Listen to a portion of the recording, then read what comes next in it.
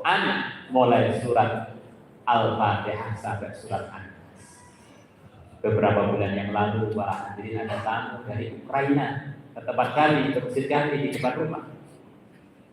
Dia beberapa bulan sebelumnya telah masuk Islam di Bali, dia hijrah ke Indonesia buat pabrik pengelolaan sampah, profesor doktor Ukraina. Orangnya ya seperti dia orang bule ya. Datang ke terakhir pertama kali sholat zuhur seumur hidupnya, pertama kali di belakang kan.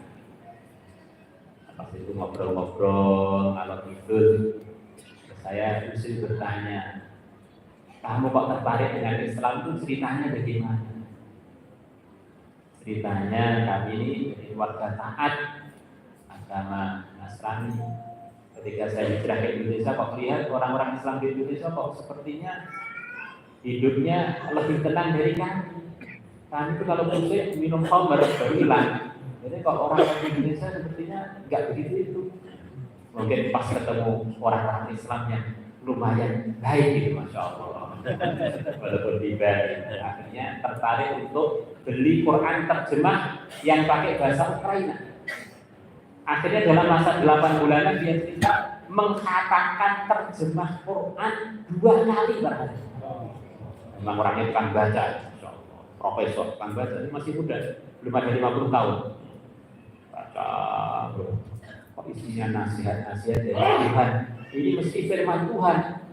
Kok bisa? Kamu tahu? Ini di terjemahnya itu. Aku ciptakan ini. Kalau taat pada saya akan saya janjikan begini. Aku telah ciptakan surga. Yang taat tak masukkan surga. Ini bukan bahasanya raja, bukan bahasanya penguasa, bukan bahasanya orang kaya. Ini bahasanya pencipta. Ini orang baru masuk Islam Pak Hadi. Bahasa terjemah Quran Pak Hadi ini sehingga dikon mesti Gusti Allah ini. Akhirnya masuk Islam. Dan kita ini Islam mulai bah-bah kita. Sudah pernah belum khatam terjemah Quran? Sejak dulu kok Fatihah terus itu pun grup pasek-pasek. Maka kita tingkatkan amalan kita diantaranya dengan usaha membaca Al-Quran sekaligus terjemahnya. Yang kaitan-kaitan dengan hukum kita tanya pada ustaz-ustaz, pada dia yang ahlinya. Tapi terjemah Quran itu sendiri sudah sekian ratus ribu orang dengan sebab baca terjemah Al-Quran dapat hidayah. Dan yang terjemah itu di semua negara muslim sudah dianggap dari tim-tim yang memang layak untuk menerjemah. Itu surat dari Tuhan kita, masa kita nggak pengen tahu isinya? Nanti yang nggak tahu yang urusan hukum, bukan hukumnya sholat, bukan hukumnya zakat, bukan hukumnya haji, tanya pada ustaz. Yang lainnya cerita-cerita, janji-janji Tuhan, ancaman dari Tuhan itu semuanya bisa dipahami dari terjemah. Kemudian yang ketiga, Nabi bersabda, "Aulan nasi bi yaumal qiyamati aktsaruhum 'alayya shalah." Orang yang paling dekat kepada aku nanti pada hari kiamat adalah yang paling banyak membaca sholat. Maknanya di sini ada arahan dari Nabi, kalau orang itu baca sholawat, dia akan meningkat kesolehannya, meningkat sampai akhirnya layak untuk punya derajat bisa ketemu dengan Nabi di akhirat, bahkan bisa dekat dengan dia.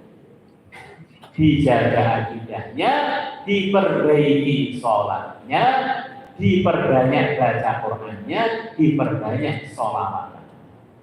Sholawat itu penting banget para hadirin.